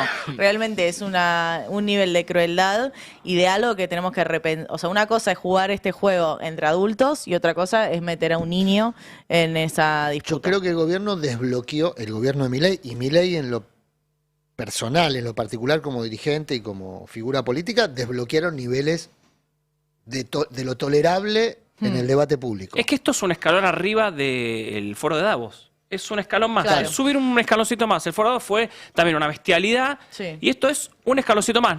No tengo idea cuál será el próximo escalón. Ojalá que no haya más escalones, que empieza a bajar la escalera. No le salió bien lo de Davos, ¿eh? No, le salió pésimo. No, y tuvieron que recular porque en la apertura del Congreso no dijeron más nada. Claro, no volvieron sobre ese discurso, el presidente no volvió sobre ese discurso, tuvo un rechazo social interno y externo muy alto. Sí. Ojo, no volvió en la Argentina sobre ese discurso. En la charla que dio en España, en la última charla que dio en España, volvió exactamente sobre los términos de ese discurso y le agregó muerte a todos los socialistas, o sea, le agregó una amenaza violenta más. Sí, el digamos. tema es que, bueno, estaban en un... Porque cuando va a esos foros, es un ámbito de repite ese lenguaje. Lo que no hace es hacerlo en Argentina, porque en la Argentina Claro. sí tuvo una reacción muy negativa. Sí, aparte si por la eso digo que es- situación económica fuera floreciente, te podés dar el lujo, pero dado la situación, me parece que ahí fue la Es que reacción. al revés, yo creo que el gobierno se va a poner mucho más violento a medida que la situación económica se vuelva cada vez más, Por supuesto. más crítica. ¿eh? Sí, sí. De No hecho, le queda otra. Bullrich se está preparando para esa guerra.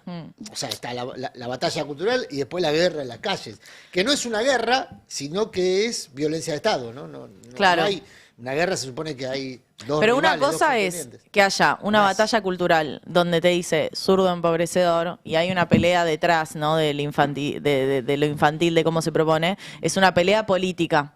Y ahora otra discusión es cuando dice, bueno, todas las personas LGBT en realidad son pedófilas.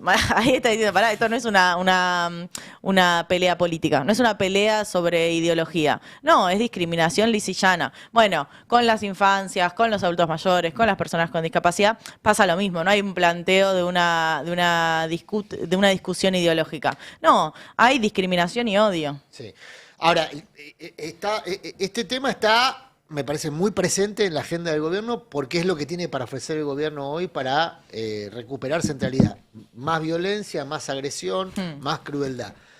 Del otro lado, empiezan a organizarse los oponentes, incluso los aliados. el caso de los gobernadores de ayer. Sí. Sí, No, a ver, porque tienen- sí, ayer hubo un movimiento, te diría inesperado y sorpresivo. En la Casa Rosada ayer estaban sorprendidos de lo que pasó.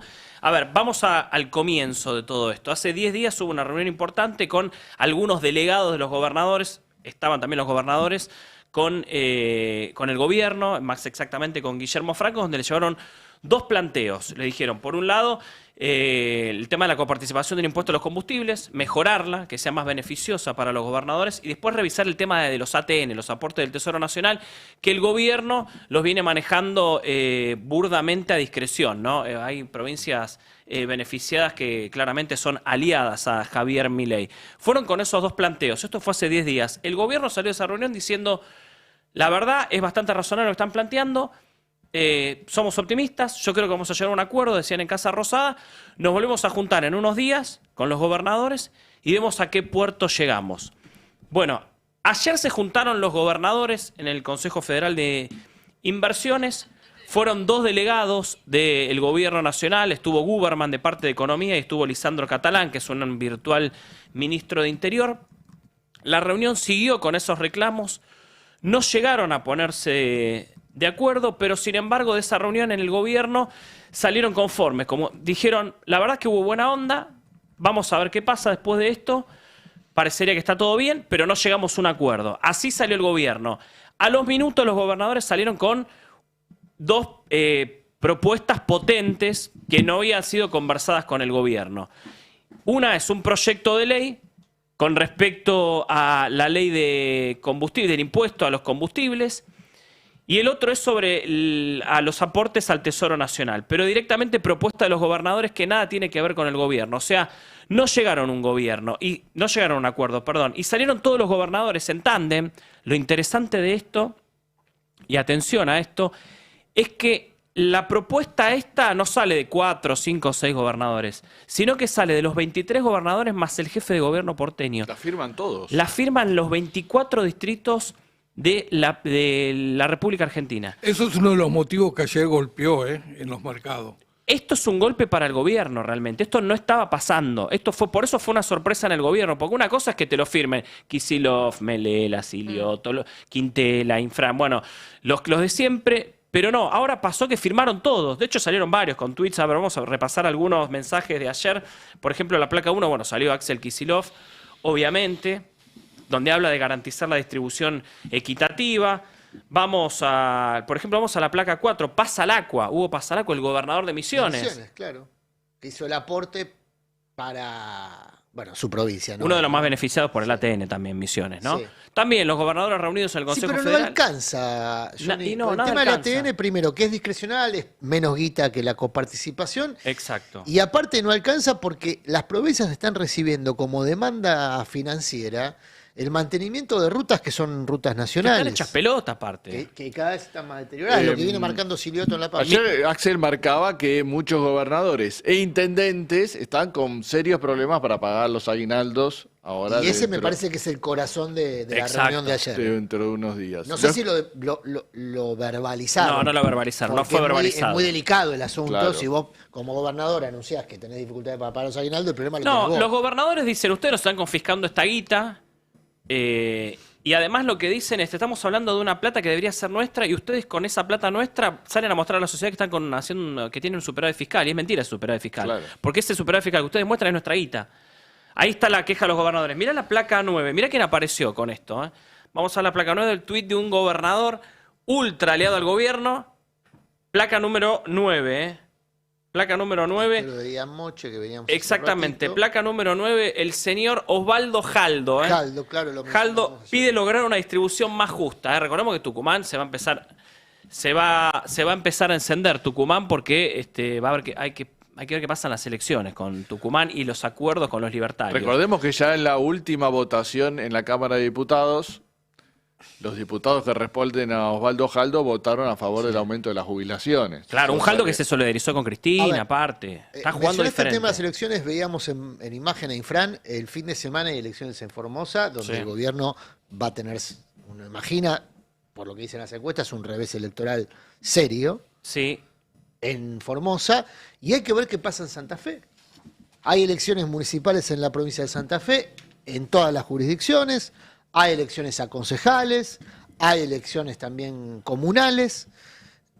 Ninguna encuesta le da a los candidatos de La Libertad Avanza chances efectivas de dar un batacazo en alguna de las intendencias que están en juego. Sí, se viene un domingo complicado, evidentemente, Con para el gobierno. el agravante para el gobierno que quien podría resultar el gran ganador por la importancia que tiene, la importancia relativa, el peso relativo que tiene y sobre todo el valor simbólico de la Intendencia de Rosario, Claro. donde podría ganar una expresión nítida de izquierdas, por Sí. decirlo en términos españoles, ¿no? Sí, a ver, el gobierno pone de a... izquierdas, El con gobierno Ciudad Futura. pone a este muchacho Aleart, que es un pibe muy conocido, allá es periodista Sí. en Rosario. Se juega Eso no ahí. tiene nada de malo en principio, no sé. No, pero digo. Salvo que ¿Hay consideres periodistas que, buenos? claro, que consideres que no los odiamos tanto, No. Johnny. Sí, viste. Tal vez de tanto estar ahí te contagiaste. sí, Ojo, habría viste que odiarlos Milei más. ahora pone 90%. Dice, no odiamos suficiente a los periodistas. Basura. 90%. Lo llama basura, pero entre paréntesis pone 90%. Hay que ver cuál es. ¿Se sabe quién es el 10%? No se a salvo sabe. de Pero esa yo creo que cara? Aliart, el pibe que ponen ahí en ¿Está en el Rosario, 10%? debería estar en el 10%. Acá está el tuit de Jaldo. Este es el tuit de Jaldo. Mirá Jaldo cómo salió, aparte salió con varios párrafos. Pero, sí, un montón. Ya venía desde la semana pasada advirtiendo que es con los gobernadores. No, antes de ir al tema de las elecciones este fin de semana, me parece que es muy importante lo de los gobernadores, porque recordemos que este año y medio el gobierno ha venido gestionando en buena medida apoyado en un grupo de gobernadores que lo respalda en todas las votaciones en el Congreso, Sí, ¿no? Jaldo y Jalil, cuanto menos. Bastante automáticos los dos. Sí. Incluso en los vetos con los 87 héroes, que hay que ver si lo sigue teniendo Bueno, después de lo si que los pasó ayer. gobernadores que Jaldo y Jalil, sobre todo Jaldo, que vienen siendo críticos del gobierno, planteando que se fisuró la alianza, como pasó en la votación en diputados por el tema jubilaciones y el tema emergencia Por discapacidad. Sí. Esas dos leyes tuvieron votos hasta ahora aliados del gobierno. Sí.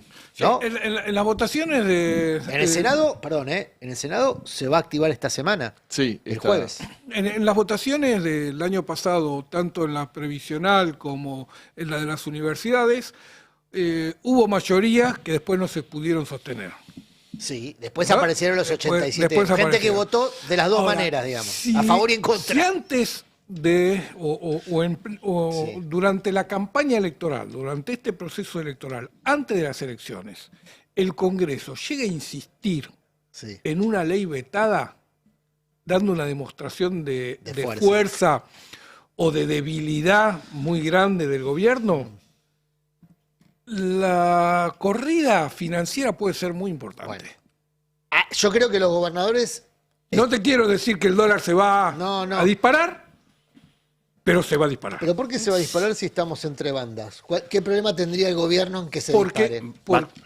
Digamos, intervenir ¿no se ahí. supone que el gobierno no interviene ahí? Claro, Deja eso flotar generaría pérdidas muy grandes a todos los que están en este momento subidos al carry trade sobre la promesa de Caputo de que va a mantener el dólar lejos del techo, así que hay que ver cómo... Lo de la no la intervención son dinámica. los padres, ¿no? Ya me parece que lo podemos decir así. ¿O No hay una intervención directa, Pero que es lo que haciéndola se al dice, futuro. pero hay una intervención clara, digo, de datos oficiales del Banco Central en la intervención de futuros. Obviamente, si vos intervenís o marcás una pauta muy clara de dónde va a estar el dólar en los próximos meses, eso afecta a dónde está el dólar hoy. No, y ayer los gobernadores, con esta carta de presentar un proyecto de ley, que estamos hablando de mucha guita, ellos les da 5.5 billones de pesos anuales, le da por el tema del impuesto a los combustibles, por coparticiparlo de otra manera.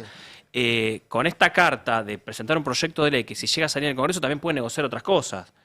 Porque el gobierno va a estar atento a esto, va a decir, bueno, dejo que los gobernadores me metan esta ley, me pongo a negociar. Digo, también puede ser una llave de negociación que se venga, porque es un proyecto de ley que al gobierno le puede llegar a costar Yo le caro. asigno a estas elecciones el fin de semana mucha importancia en eso, porque puede darse un panorama crítico para el gobierno cuando entramos al sprint electoral más llamativo, más visible, que involucra a la provincia de Buenos Aires, provincias del centro del país.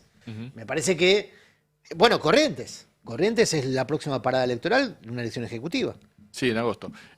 Sí, obviamente, esta elección va a ser importante porque en ese sentido va a mostrar todavía cierta intrascendencia de la Libertad Avanza en las elecciones provinciales, donde está lejos de competir por un triunfo. Entonces esa fortaleza, esta exultante que se muestran en las redes sociales, y después cuando llega el momento de contar los votos en muchas provincias. Con un dato adicional, son elecciones ejecutivas en Santa Fe. De intendentes. De intendentes. Claro, está bien. Y por lo que veíamos en las encuestas de Subán Córdoba, las elecciones ejecutivas suelen ser más atractivas, más motivacionales para el votante. Y el gobierno se viene abasteciendo en la sensación térmica de salir bien para las elecciones de la baja afluencia, de la apatía electoral. Le sirve al gobierno la apatía electoral. Frente a una elección ejecutiva, donde puede haber más electores, quizá el resultado sea aún peor. Vamos a ver, yo digo, me guío por lo que dicen las encuestas, sobre todo en los principales distritos de la provincia. Sí. Y Formosa, que va a ser el primer triunfo del peronismo en el año, ¿no? Pareciera todo. Pareciera que yo la última vez que anticipé una elección acá dije que en Misiones el rovirismo sacaba más del 70% y le fue muy mal. Bueno, ahí igual sorprendió al propio rovirismo. O también con una baja afluencia electoral, ¿no? También. Misiones, o sea, ahí también pesó a favor del gobierno la baja afluencia electoral. El que está fluido. Ahí va. Está fluido es el ministro Petri. Hacía mucho que no le dedicábamos unos minutos a las petricosas. No estoy pudiendo vincular el fluido con Petri. Está fluido porque está... mirá, vamos a verlo y después lo caracterizamos. Porque Petri fue elogiado. Sí. ¿Viste que? Ahí vamos a ver el video. Esperá porque viene con música, ahí lo vamos a ver. Petri fue elogiado como genio por Milei hace un par de días en la entrevista con Trebuch. Igual le gusta mucho elogiar a Milei. Genio es una palabra que se asigna, por ejemplo, para tipos como Einstein, ¿no? Claro. ¿Cómo es que ¿Cómo macho es? Une la palabra genio y Petri en la misma oración? Es sorpresivo. Bueno, vos uniste fluido y Petri. No, pero porque está fluido. Mirá lo que publicó en sus redes sociales. A ver. Me gusta la canción, ¿eh? No, es esta. Ah.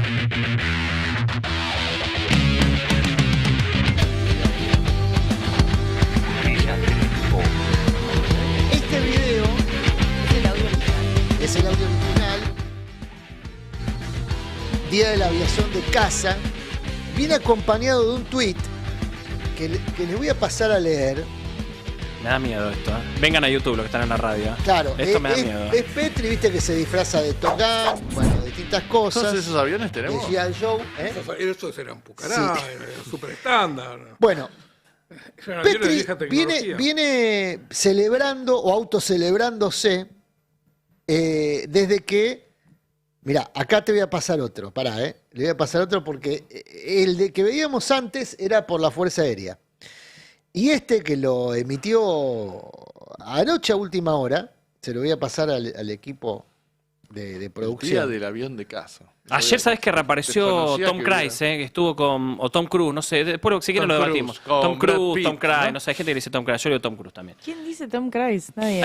Yo conozco gente que le dice Tom Cruise. Si quieren lo debatimos ahora en YouTube, lo pueden comentar. Cuando se hizo conocido se le decía Tom Cruise. Claro, Tom Cruise, yo pues soy viejo. Después le quedó Tom Cruise. Ayer se reencontró con Brad Pitt. Justo me hicieron acordar de Top Gun. Y Brad Pitt le señalaba al cielo que se caía un avión. Bueno, fue muy divertido. Este video que acabo de pasar lo publicó hace 9 minutos. Y es un Petricosas clásico. Es Petri disfrazado en este caso de también de piloto de instrucción militar. Claro, ahí lo acabo de pasar. Ahí ya está disponible. Mira, vamos a verlo. Mira. A ver. Estamos en Alborn, en la base de mantenimiento de Dinamarca, donde se están preparando los 24 F-16 que van a llegar a la República Argentina. El que estás viendo es uno de los F-16 que en diciembre va a estar en la Argentina. Con hechos concretos se protege y se defiende a los argentinos. Así se construye soberanía.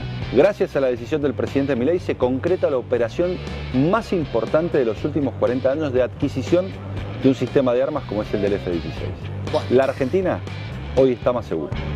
Aviones de 1970. Sí, sí, de 1970 que están en Dinamarca, así que hoy todavía no están más segura. Los trae el Todavía general están en Ice. Dinamarca. Y él también está en Dinamarca. Y él también está disfrazado de G.I. Joe. No sé por qué se disfraza de cosas, digamos, Sí, es cosa que no es. increíble. Pero lo interesante acá es que Milei, en la entrevista con Trebuch, dijo que la Argentina estaba en el puesto 23 en capacidad armamentista. Viste que cada vez que habla Milei hay que ir a chequearlo inmediatamente, hay que aplicarle un fast check, porque suele ser muy falopa los datos que tira.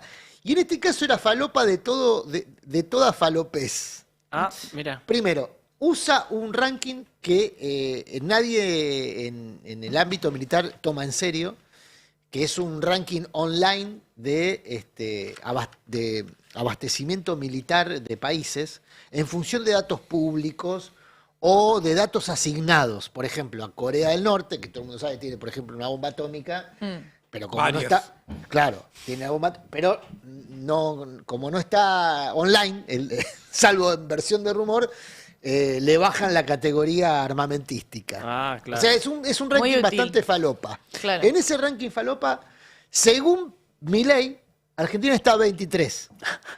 Fui al ranking falopa y está 34, no está 23. ¿Qué? O sea, ni en el ranking Encima falopa. mintieron. O sea que porque en el ranking él está falopa... contando el próximo. Pero pará, antes del gobierno Milei estaba 28. O sea que no solamente no subió, Claro, bajó sino con que Milei. bajó de puesto en el ranking falopa. No, terrible. Cuenta los campeonatos amateurs, Y me dice que parece. 17.000 de inflación. Viajábamos a 17.000% de inflación. ¿Qué quieres? Ya de a partir Bueno, de ahí. el tema es que, claro, Petri, muy elogiado por Milei, saca pecho porque vean el derrotero de Petri. Petri perdió la interna de Mendoza y a partir de ahí fue todo un ascenso para Petri. Y perdió una interna. Ese fue el último gran mérito electoral que tuvo Petri. Perder una interna. Ah, no, perdón. Después perdió la, con las Bullrich. elecciones Perdió presidenciales. también, Pero claro, como esa vice. me la había olvidado. Como dice, y ahora suena para ser candidato a Mendoza. Pero por eso, claro, Petri perdió la interna de Mendoza. El premio de consuelo fue ser candidato a vice de Patricia Bullrich. Sí. Gana la interna con Patricia Bullrich a Rodríguez Larreta, pierde la elección presidencial y termina quedándose con el ministerio que Milei le había prometido a Villarruel. Sí. Bueno, candidato en Mendoza. Ahí hay otra cuestión de los gobernadores. Lo que los gobernadores están viendo, yo creo que en algún momento se imaginaban, los radicales con pelucas seguramente, que iban a haber listas mixtas en muchas provincias compartidas con la Libertad Avanza. Claro. Los que están viendo que todo lo contrario, la Libertad Avanza dice nosotros vamos con la lista violeta en todos lados y le vamos a ganar a todos. Entonces los gobernadores están viendo, bueno, nosotros estamos ayudando a estos, ahora vienen a sacarnos los votos. De hecho, Cornejo, que es el gobernador radical de Me estás Mendoza. spoileando. Con eso quería terminar. Ah, perdón, No, dale, no, está seguí, muy bien. seguí, Yo seguí, decía, seguí. ¿por qué le están dando tanto vuelo a Petri? Claro. Porque lo quieren como candidato a Mendoza. Exacto. Y Cornejo hoy va a ser presentado como el presidente del Consejo de Mayo. Sí. Sí, ya se llevó a cabo en la Casa Rosada. Cornejo entonces no va a ser el elegido del gobierno para representar al gobierno en Mendoza, es el gobernador de Mendoza. Claro. Sino que le van a poner un rival del propio palo. Claro. Puede ir a la Y reelección. ayer firmó. Puede ir a la reelección. Pero el tema no es que él pueda o no ir a la reelección, sino que él designe a su sucesor. Que no se lo designe la Casa Rosada, digamos. No tiene reelección, no tiene reelección. Por eso, ¿no? No, pero el tema es quién elige el sucesor. Claro. O lo elige él o lo elige la Casa Que no te Rosada. quedes sin poder aparte de 2 años antes. Un Cornejo que ayer firmó este documento. Ayer firmó, Claro. estuvo ahí sentado con Kicillof y con todo firmando. Hasta hace poco era casi violeta, ¿no? Sí, pero bueno, le están poniendo un candidato. Por eso, bueno, pero eso le está Candidato. pasando a todos los gobernadores. Ese es el asunto. Yo digo, este Petri, que viene de este derrotero electoral, que a nosotros nos resulta, entre comillas, simpático por su vocación de cosplay, es un candidato del gobierno en un distrito que para el gobierno es importante. Todo lo que involucre elecciones ejecutivas para el gobierno es importante porque Milei ya anunció que va a ir por la reelección. Entonces va a tener que presentar candidatos en todas las provincias. No cre- Y va a querer tener gobernadores propios también Claro, en 2027. ¿Les parece? Porque hablando de gobernadores, si hay un personaje que nace justamente como gobernador, fue una figura muy reconocida del entretenimiento, imitado en los años 80 por figuras como, ¿cómo se llamaba? Mario Zapata. Y a partir de ahí impulsado como candidato, además de su propia pericia, es Carlos Saúl. Sí. Bueno, finalmente va a tener serie en exhibición. Le levantaron la suspensión. Le levantaron el bozal legal. Claro, porque estaba en discusión quién podía ceder los derechos, ¿no? Había un problema de cesión de derechos. En realidad hubo una intervención para que no se emitiera la serie porque faltaba justamente una cesión de derechos por la disputa que hay entre Carlitos y Zulemita, ¿no? Entre Carlitos Nair y Zulemita. Carlitos Nair. Y Zulemita, hay una disputa ahí. Finalmente se Y viene está el la otro serie. hijo, recordemos también, ¿no? Máximo Boloco Menem. Claro. Máximo Boloco Menem también, exactamente. Y finalmente se viene la serie de Carlos Saúl Menem, y si quieren ir por lo menos con algo de nostalgia recordando los 90s, los brillosos 90s, eran más o menos así.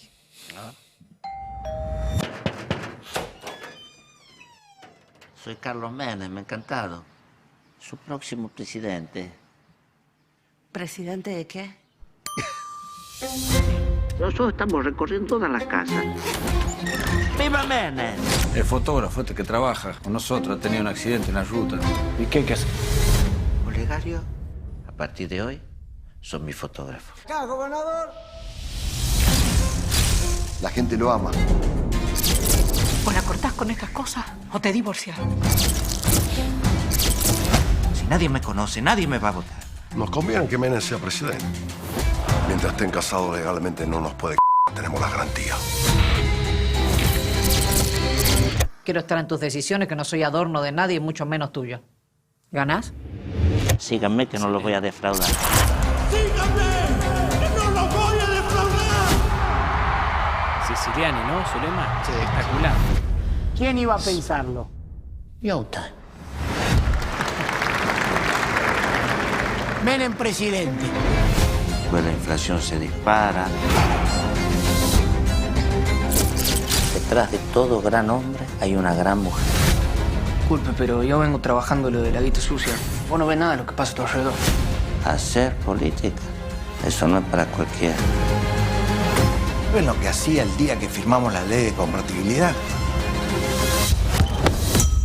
Que ladren, señal que cabalgamos. El sueño de la familia feliz ya está. Todos quieren algo de vos. Eso tiene un precio. Tu hermano me llega. ¿Te animás a una carrera?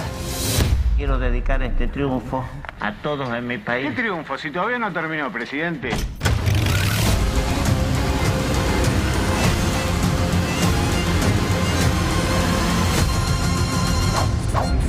Espectacular. Al lado derecho de la izquierda, qué jóvenes que éramos todos, ¿no?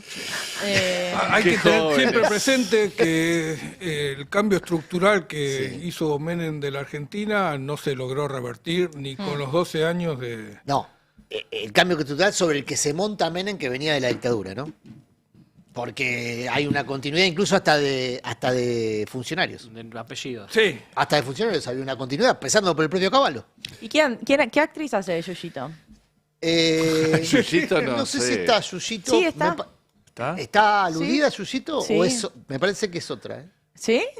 Me Yo parece- entendí que era Yuyito. Yuyito. Hubo varias, más importantes. Puesto menor. Puesto menor. ¿Esa no es Yuyito? Ah, bueno. No. Esa me pareció que era, ¿no? Zulema, ¿no? Sí. Y estos son los Ah. Yoma, ¿no? Zulema, que es Griselda Siciliani, esa. Que está No, espectacular. Zulema muy presente en Sí. en el tráiler. Bueno, se ve que va a tener un componente romántico la serie. Lo que fue sacar a Zulema de Olivos.